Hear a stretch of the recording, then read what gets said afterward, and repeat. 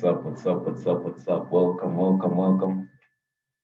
So in this video today, we're going to be looking at the fundamental events of this week, the major pairs, including Euro, USD, GBP, USD, Usdchf, Usdjpy, some commodities like gold, and some indices like US30 and Voltility 75. So without further ado, let's get into it.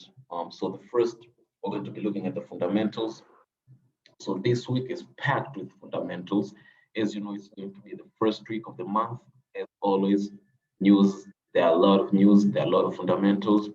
This is investing.com, a great app for you to look at the fundamentals. So today is Monday, and on the US and the Canada, the UK, the US and the UK will be having holidays. The US is the Memorial Day, and the UK is the bank holiday. So I won't be expecting a lot of volatility from the US and the pound, but that's about them. So that's about Monday. I expect to be a very low volatility day. I wouldn't be expecting a lot of volatility in the market. Tomorrow is Tuesday. We're going to be having Aussie USD. The Australian dollar is going to be having an interest rate. So tomorrow morning, it's actually midnight at my time. So look at your local time when it's going to be, right? So we do have the euro, the German unemployment rate. Other strong news is there like Euro CPI, the Canadian GDP. Okay, this one is not that strong. It's strong, but it doesn't have that much impact in the market. The ISM manufacturing PMI.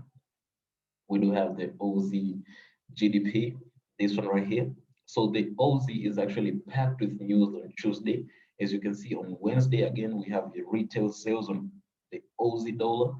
So the Australian dollar is going to be having a lot of fundamentals at the beginning of the week on Tuesday and Wednesday. On Thursday, we have the GBP, composite PMI. We have the US ADP non-farm payroll, non-farm employment change, which is a great indicator for the non-farm payroll, which will be on Friday. So the initial indications indicate that it will be coming out lower than expected. So we might be looking at the weak USD at the end of this week. So, but who knows? This will be our indication for the non-farm payroll, right? Okay, we do have crude oil investors, US GBP. This one will be a speech, so it's never an impact. It's never an immediate impact, so we should wait on it. On Friday, we do have construction PMI GBP. We have Z. This one is a speech. Again, this one here is a speech for the Fed Chair Powell speak. It's a strong news, but then it's not instant. So I suggest you just stay out until this news passes on Friday on the US. Same applies on this euro. And then we have the non-farm payroll on Friday. Right. And then we do have unemployment rate, right? And we have employment change on May for Canada and IVPMI. So those are the fundamental events for this week. Almost every currency pair, every major currency pair is touched, from the pound, euro, US, CAD, all of them. So this week is a fundamental week. We should be careful with it and see how we should go about it. Now, back to the currency pairs. Euro USD.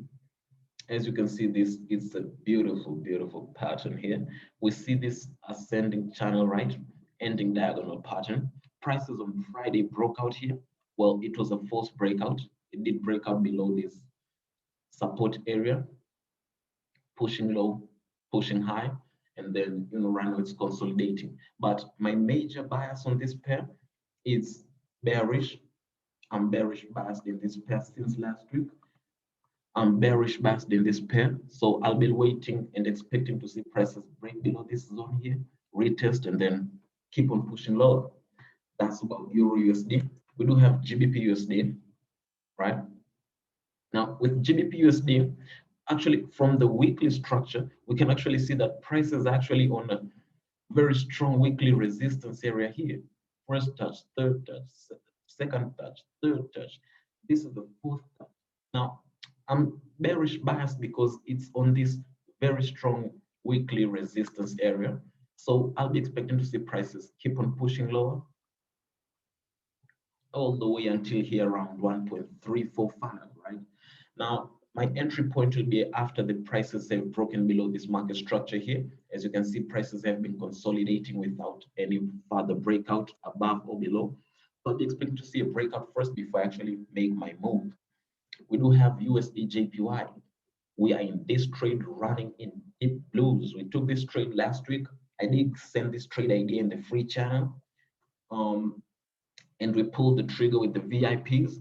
Our first target was hit at around 10967, right? It's 75 pips.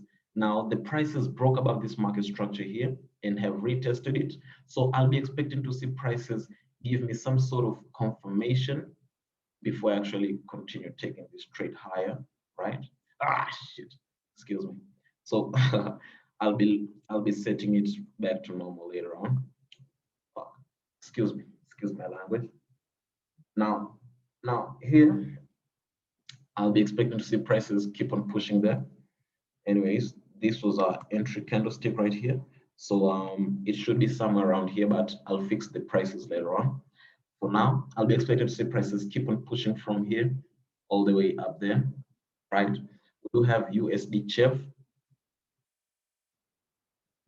Usdchf with these prices, last week I remember I sent this chart here to you guys on the free chat on the VIPs that prices did break above here. Turns out it was a false breakout, just like the Eurusd. Although I'm still bullish biased, I haven't just gotten it a sweet entry point. Although right here the prices are in a very significant market structure, so I'll be looking for some sort of continuation, bullish continuation before I actually pull the trigger to get my bullish entry point. That's all about the majors. We do have gold. With gold, I'm bearish biased. I'm bullish biased in long term, but currently I'm bearish biased because prices are in this resistance area here. I'm expecting to see prices push low until this market structure here before they actually keep on pushing higher, right? So that's my anticipation for gold in this trading week, right? So that's how I expect gold to be playing out in this currency in this trading week. We have US30, one of the best interesting indices. Let's look at it from a daily perspective. From the daily perspective, you can see that prices hit this ascending trend line. Well, this was the first touch, this was the second touch, this was the third touch, right here, pushing it very high, breaking this previous market structure. So what I'm expecting to see right now is actually prices retest the broken market structure here and keep on pushing high. So that's the US30. It broke the previous high. I'll be waiting for a retest and prices to keep on pushing higher. That's what's up. That's what's up. I'm looking at volatility 75 right now. Volatility 75 right now. Prices actually starting to push down, starting to push lower.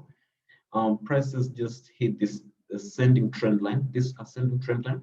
I'll be waiting for a third touch here before I actually pull the trigger on this resistance zone and this 0.618, right? So after prices hit this mark here, I'll be pulling the trigger without hesitation on volatility 75.